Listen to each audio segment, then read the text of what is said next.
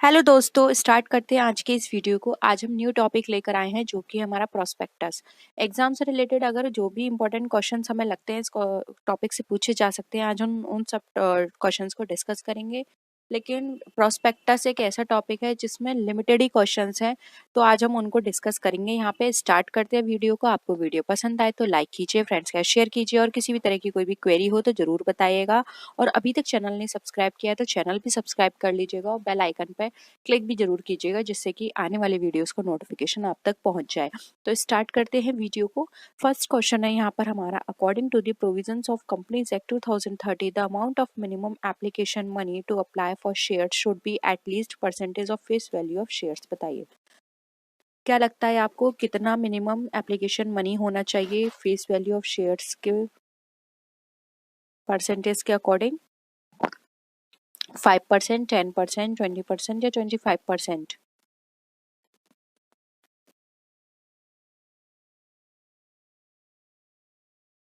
देखिए यहाँ पर बात करें तो अगर हम कंपनीज एक्ट 2013 के अकॉर्डिंग करें, जो कि रिवाइज हो चुका है, तो वहाँ पे जो मिनिमम एप्लीकेशन मनी जो दी हुई है अकॉर्डिंग टू दी सेबी, उन्होंने कहा है कि ये एटलीस्ट 5% से 25% तक होना चाहिए।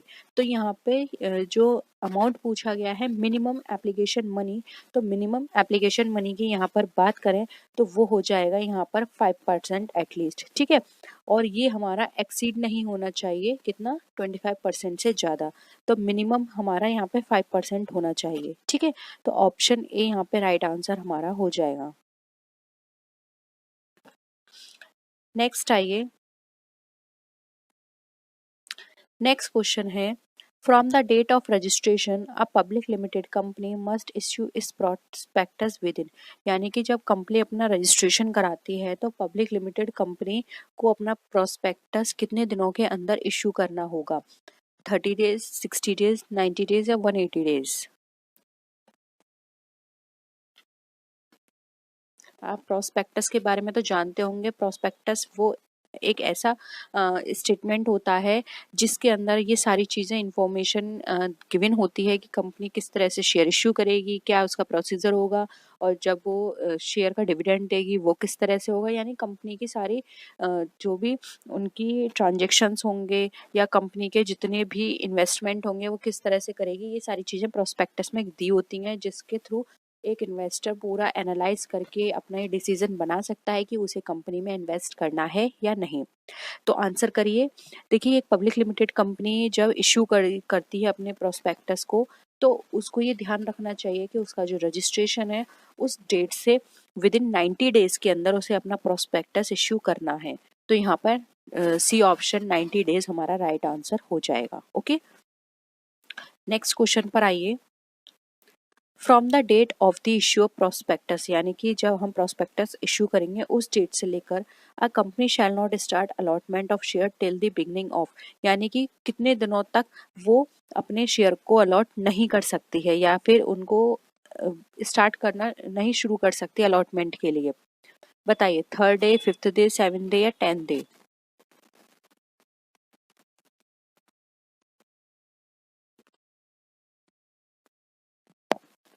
देखिए यहाँ पर हम बात करें तो ये आप याद रखिए, जो प्रोस्पेक्टस इशू किया जाता है वो एक इनविटेशन लेटर होता है जिसमें पब्लिक को इनवाइट किया जाता है उनके शेयर को बाय करने के लिए। अब एक कंपनी जो है वो अब जब तक अपने जो अलॉटमेंट जो होता है अपने शेयर्स का, वो 5th डे जो भी उसका प्रोस्पेक्टस इशू करा है उस डेट से लेके 5th डे तक वो अपने अलॉटमेंट स्टार्ट नहीं कर सकती। 5th डे के बाद वो अपने अलॉटमेंट को स्टार्ट कर सकती है। तो यहाँ पर option 2 5th day right answer हो जाएगा। ठीक है, नेक्स्ट आइए, prospectus issued by a public company limited by shares when it issue. बताइए कब वो प्रोस्पेक्टस इश्यू करेगी? Bonus share, right share, share to public, या फिर share in conversion of loan and debenture? बहुत ही सिंपल है, और ये किसके अकॉर्डिंग होता है? अगर आपको सेक्शंस भी याद हैं तो उनको भी मेंशन करिए, इससे क्या होगा, आपका रिवीजन भी होता रहेगा। तो आप सेक्शंस भी मेंशन जरूर कीजिएगा। बताइए क्या लगता है इसका आंसर आपको? देखिए बात करें सेक्शंस की तो according to section 3 subsection 1 subsection A, ठीक है, इसके अकॉर्डिंग ये कहा गया है कि कोई भी कंपनी जो है वो इन्फॉर्म की जाएगी लॉफुल पर्पस के लिए 7 और मोर पर्सन्स के साथ, ठीक है, यानी कि वो वहां पर फॉर्म होगी, उसको इस्टेब्लिश किया जाएगा 7 या 7 से ज्यादा लोगों के साथ। कौन सी कंपनी की बात की जा रही है? पब्लिक कंपनी की, ठीक है। वहां पर कंपनी जो है जब फॉर्म होगी तो वो पब्लिक कंपनी बन जाएगी, और पब्लिक कंपनी जो है वो लिमिटेड बाय शेयर्स के थ्रू है, तो यहाँ पर उसकी जो कैपिटल है वो अपनी कैपिटल कैसे रेस करेगी? अपने शेयर को सेल करके, ठीक है। तो यहाँ पर जब वो शेयर को सेल करेगी तो किसी भी पब्लिक को, कंपनी को अगर अपने शेयर सेल करने हैं तो उसे क्या करना होगा? सबसे पहले प्रोस्पेक्टस को इश्यू करना होगा। तो यहाँ पर प्रोस्पेक्टस इश्यू करने के लिए क्या करना होगा? उसको अपने पब्लिक को इनवाइट करना होगा। तो यहाँ पर ऑप्शन जो है सी राइट आंसर हो जाएगा, जब वो अपने शेयर्स को पब्लिक को इश्यू करेगी, ठीक है। तो यहाँ पे जो प्रोस्पेक्टस इश्यू किया जाता है कंपनी को, वो प्रोस्पेक्टस पब्लिक के लिए इशू किया जाता है कि वो पब्लिक को इनवाइट करे कि आइए और आप हमारे कंपनी में इन्वेस्ट कीजिए हमारे शेयर्स को परचेस करके, ठीक है। तो ऑप्शन सी यहाँ पे हमारा राइट आंसर हो जाएगा। नेक्स्ट आइए, अ public company should should issue prospectus with in. अब एक पब्लिक कंपनी को कितने दिन के अंदर जो अपना प्रोस्पेक्टस है इशू कर देना चाहिए? 30 days of its incorporation, 90 days of its incorporation, 180 days of its incorporation, या फिर 1 ईयर ऑफ इट्स इनकॉर्पोरेशन? बताइए क्या लगता है आपको इसका आंसर?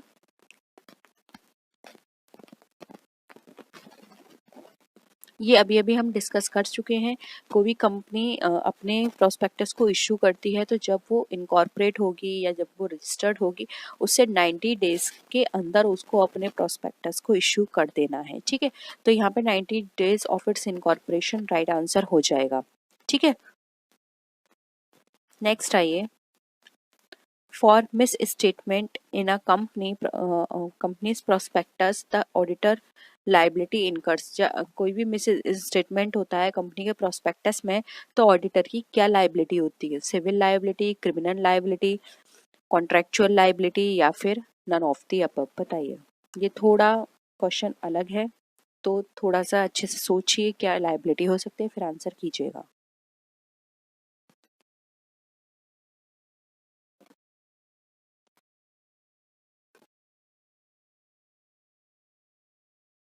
क्या आपको लगता है सिविल होगी लाइबिलिटी, क्रिमिनल होगी, कॉन्ट्रेक्चुअल होगी, या नन ऑफ द अबव होगी? अच्छे से आंसर कीजिएगा,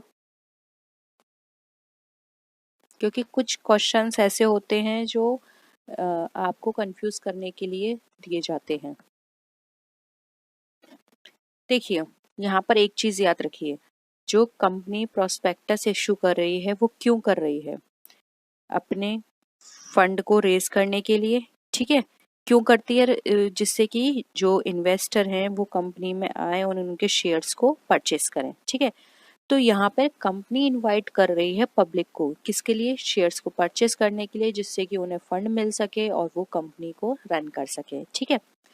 तो यहाँ पर आपने इतनी सारी चीजों में ऑडिटर का नाम सुना कहीं? मैंने कहा कि कंपनी ने पब्लिक को प्रोस्पेक्टस इशू किया शेयर को परचेस करने के लिए ताकि वो फंड रेज कर पाए, लेकिन इन पूरी एक्टिविटी में ऑडिटर का नाम कहीं भी नहीं आ रहा है। तो जब ऑडिटर का नाम कहीं भी नहीं है, तो अगर कंपनी के प्रोस्पेक्टस में किसी भी तरह का मिस स्टेटमेंट है तो उसकी लायबिलिटी यहाँ पर क्या होगी? यहाँ पर जो ट्रांजैक्शन हो रहा है वो हो रहा है कंपनी से शेयर होल्डर के बीच, ठीक है। यहाँ पे ऑडिटर की किसी भी तरह की कोई भी लेन देन नहीं है, इसलिए यहाँ पर जो ऑडिटर की लायबिलिटी होगी वो होगी नन ऑफ द अबव। किसी भी तरह के मिस स्टेटमेंट है या फिर प्रोस्पेक्टस में कोई भी चेंजेस हैं, वो सारे और सारे कंपनी की लायबिलिटी के अंदर आते हैं। कंपनी इन सब चीज़ों के लिए लायबल होगी, ना कि अदर पर्सन या फिर अदर मेंबर कंपनी के ऑडिटर। यहाँ पर कंपनी इटसेल्फ लायबल होगी इन सारी चीज़ों के लिए, ठीक है। क्योंकि आपको पता है कंपनी एक सेपरेट एंटिटी है और सारी चीज़ें कंपनी के द्वारा रन की जाती हैं, तो हर चीज़ के लिए कोई भी किसी भी तरह का मिस स्टेटमेंट है तो कंपनी ही लायबल रहेगी। तो यहाँ पे ना सिविल है, ना क्रिमिनल है, ना कॉन्ट्रेक्चुअल है, नन ऑफ द अबव हमारा राइट आंसर हो जाएगा, जो कि है ऑप्शन नंबर डी। ठीक है, तो आई होप यहाँ पर ये क्वेश्चंस आपको क्लियर हुए होंगे।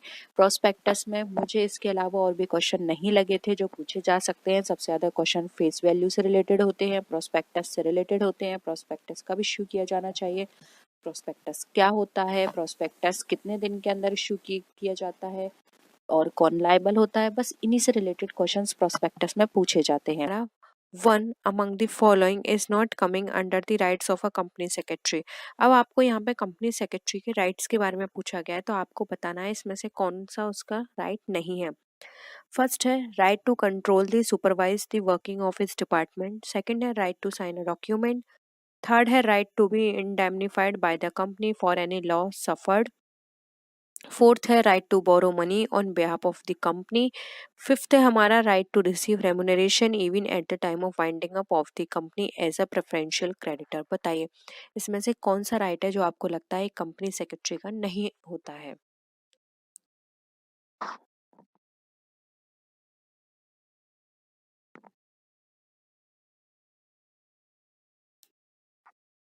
बताइए।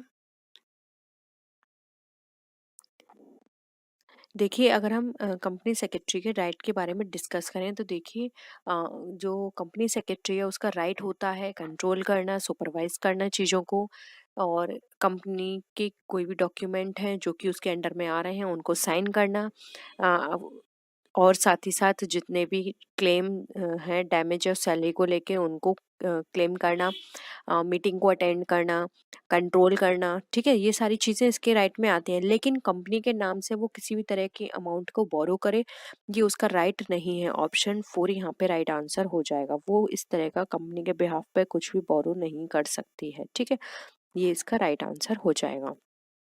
नेक्स्ट क्वेश्चन पर आइए। Consider the following statement. Assertion दे रखी है, उसके साथ रीजन आपको दे रखा है। देखिए सबसे पहले असर्शन पढ़ लेते हैं। The companies act does not lay down any academic technical and professional qualification for directors. Reason है the articles usually provide for a minimum share qualification which is ₹5,000 और value of one share if it is higher. बताइए इसमें से कौन सा आपको सही लगता है। दोनों सही है या एक सही है, या फिर एक दोनों सही है लेकिन एक दूसरे को सपोर्ट नहीं करते हैं। बताइए।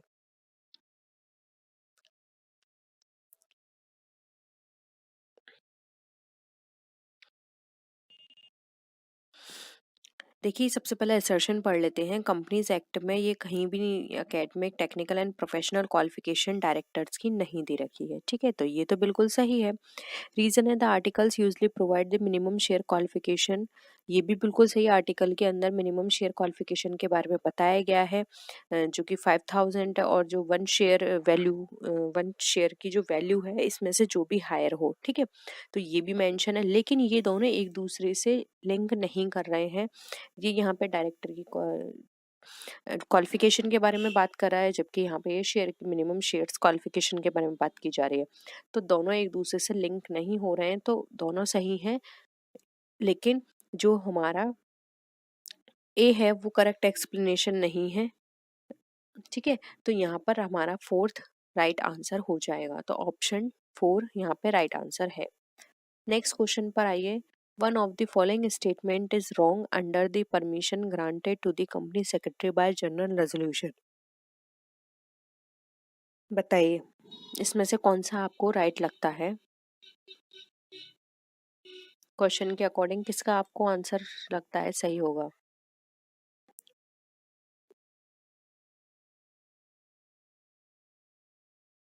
किस तरह के जर्नल गारंट वो जो है परमिशन उसमें ग्रांट नहीं दी हुई है जनरल रेजोल्यूशन के द्वारा। देखिए यहाँ पर अगर हम बात करें editorialship of journals other than professional journals, तो ये हमें यहाँ पर इंक्लूड नहीं होता परमिशन ग्रांट के लिए।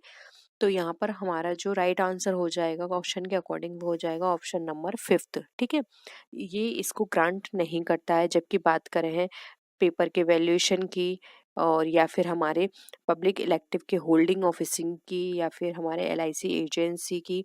तो ये सारी चीज़ें यहाँ पर हमें इसमें ग्रांट की जाती हैं, लेकिन एडिटोरियलशिप किसी भी तरह से ग्रांट नहीं करता है। तो ऑप्शन 5 जो है हमारा राइट आंसर हो जाएगा। नेक्स्ट क्वेश्चन देखिए, assessment of duty and obtaining refunds is one of the functions of company secretary which is associated with, बताइए।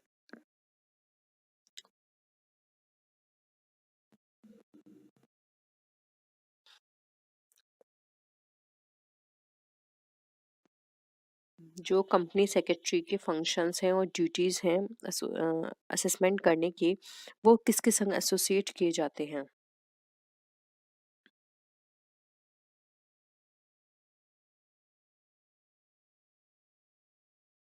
देखिए, ये हमारे रिलेटेड होते हैं tax planning and management services से। इसके अंदर यहाँ पे सारी चीज़ें गिवन होती हैं, ठीक है। ये कंपनी सेक्रेटरी की एक तरह से सर्विस है, जिसके अंदर सेक्रेटरी असेस की जाती है, ऑर्गेनाइज होती है टैक्स लाइबिलिटीज की। इसके साथ ही साथ ये सेक्रेटरी की जॉब भी होती है कि वो टैक्स को किस तरह से रिड्यूस करे, उसको मैनेज करे और भी बेहतर तरीके से बनाने में, ठीक है। तो यहाँ पर जो आईटीआर जो होते हैं, उनको साइन करने का राइट भी सेक्रेटरी का होता है। तो tax planning and management services ये सब जो कंपनी सेक्रेटरी है उसके अंडर आते हैं। तो यहाँ पे ऑप्शन 2 राइट आंसर हो जाएगा। नेक्स्ट क्वेश्चन है, if there is a default in circulation of the members resolution the company secretary is imposed a fine according to section 188 a fine up to rupees 10,000, rupees 30,000, rupees 50,000, rupees 1 lakh, rupees 1,25,000। बताइए क्या होगा इसका? Section 188 के according आपको fine up बताना है, कितना होना चाहिए फाइन अप।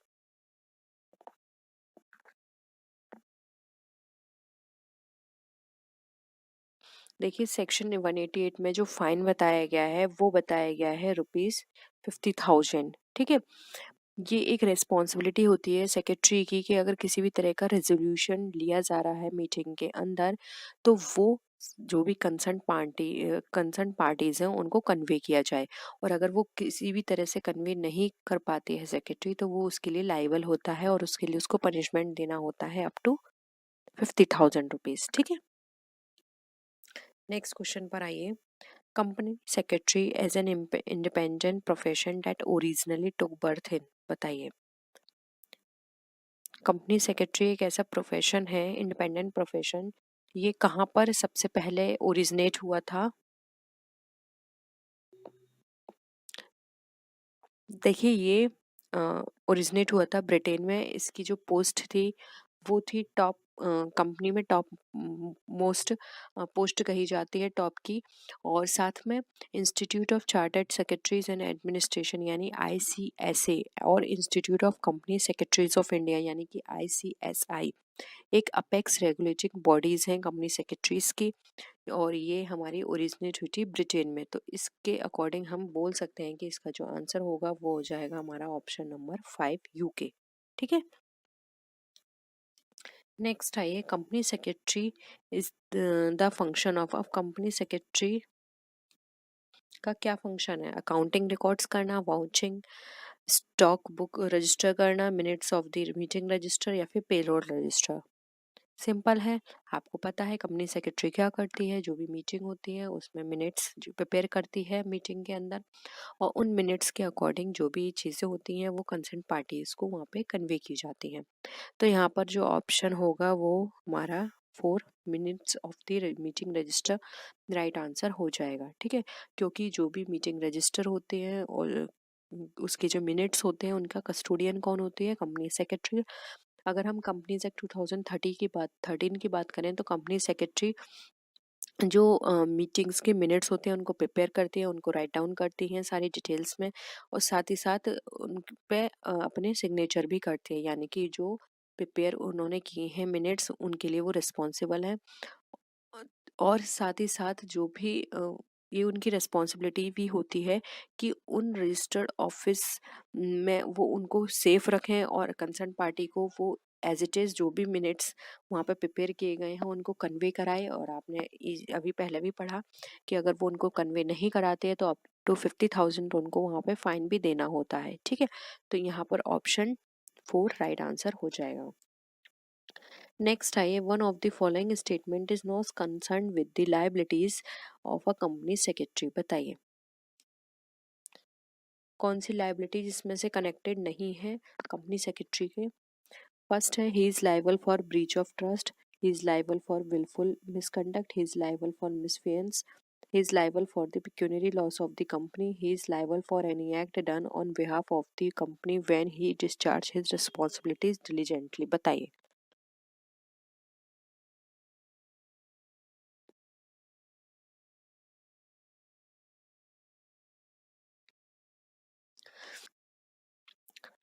देखिए यहाँ पर ऑप्शन 5 राइट आंसर हो जाएगा। कोई भी कंपनी सेक्रेटरी जब किसी भी ड्यूटी को परफॉर्म करती है तो वो कंप्लीट ऑनेस्टी के संग उनको परफॉर्म करती है और वो उन चीज़ों के लिए लाइबल नहीं होती है जो कंपनी के बिहाफ पे किए गए हैं या कंपनी के द्वारा किए गए हैं। वो सिर्फ उन्हीं काम के लिए रेस्पॉन्सिबल होगी जो उसके द्वारा किए जाते हैं। ठीक है, इसलिए यहाँ पर अगर हम बात करें ऑप्शंस की तो ऑप्शन 5 हमारा बिल्कुल राइट आंसर हो जाएगा कि जो भी कंपनी ने गलत एक्शंस लिए हैं उन चीज के लिए वो लायबल नहीं है। ठीक है, तो ऑप्शन यहाँ पे 5 ही is liable for any act done on behalf of the company when he discharge his responsibility diligently, यहाँ पे राइट आंसर हो जाएगा। ठीक है, नेक्स्ट देखिए section 2 subsection 45 rule 1988 provided that every company having a paid up share capital of not less than dash must have a whole time secretary. बताइए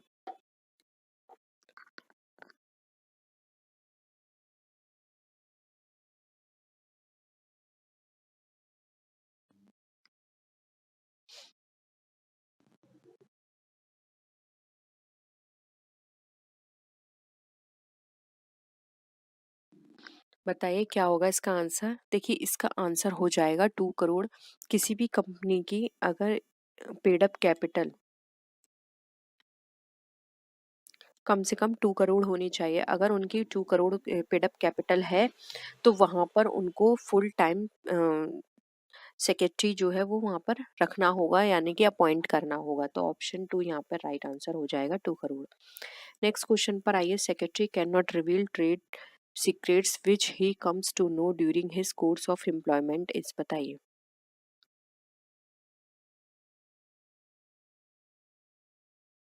बताइए किस तरह के ट्रेड सीक्रेट्स एक सेक्रेटरी को रिवील नहीं करने हैं अगर वो उसके एम्प्लॉयमेंट टाइम में वो उसको पता चले हैं तो। स्टैट्यूटरी लाइबिलिटीज हो जाएगी, contractual legal liabilities, liabilities under agency contract, या फिर liability under trade secret amendment act. किस लाइबिलिटी के अंदर ये चीजें आती हैं।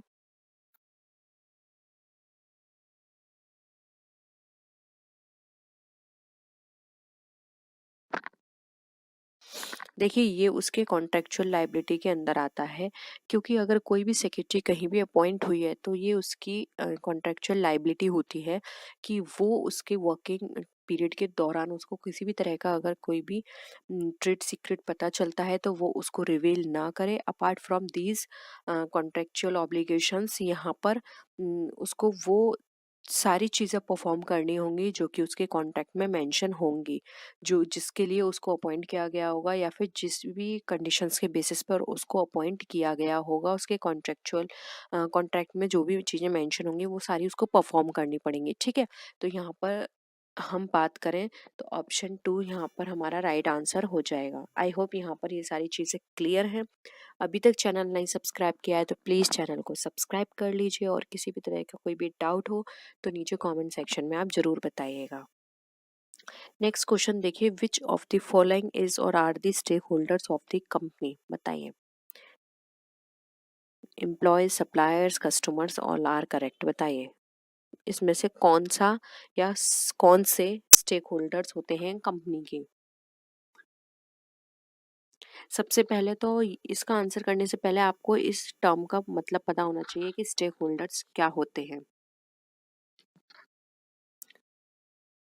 देखिए किसी भी कंपनी के जो स्टेक होल्डर्स होते हैं वो पर्सन होते हैं जो कि कंपनी के साथ एसोसिएटेड होते हैं। ठीक है, जिनका कंपनी के फाइनेंशियल कंडीशंस में इंटरेस्ट होता है, वो ये जो स्टेक होल्डर्स होते हैं वो कोई भी हो सकते हैं, जैसे एम्प्लॉयज़ हो गए, material suppliers, investors, customers, landers etcetera. ठीक है, मेनली मेन पर्पस ये है कि उनका कंपनी के अंदर इंटरेस्ट होना चाहिए, कंपनी की फाइनेंशियल पोजीशन में इंटरेस्ट होना चाहिए उनका। ठीक है, all of them are vested in the financial interest of the company and they have the right to get complete information whether it is economic or non economic, ठीक है, about the company। तो ये आपको पता होना चाहिए कि stake holders क्या होते हैं, बहुत ही कॉमन है स्टेक होल्डर्स। तो मैंने जो आपको अभी इतना स्टेक होल्डर्स के बारे में बताया, तो आई होप अब तो आपको आइडिया लग गया होगा कि क्या होता है। तो इसके अंदर एम्प्लॉयज़ भी आएंगे, सप्लायर्स भी आएंगे एंड कस्टमर्स भी आएंगे। तो इसलिए राइट आंसर हो जाएगा हमारा ऑप्शन नंबर 4। ठीक है, क्योंकि इन सब का ही कंपनी के अंदर इंटरेस्ट होता है। ठीक है, फिर हम इकोनॉमिक बात करें या नॉन इकोनॉमिक। नेक्स्ट आइए, which among the following is not considered as an objective of secretarial audit, बताइए। To check and report on compliances, to point out non-compliance and inadequate compliances, to protect the interest of the customer, employees, society, etc., to check and verify personally all financial and cost data, to avoid any unwarranted legal actions by law enforcing agencies and other persons। बताइए इनमें से क्या होगा, आपको क्या लगता है answer. Secretarial audit के ऑब्जेक्टिव में किस चीज को कंसिडर नहीं किया जाता है, बताइए।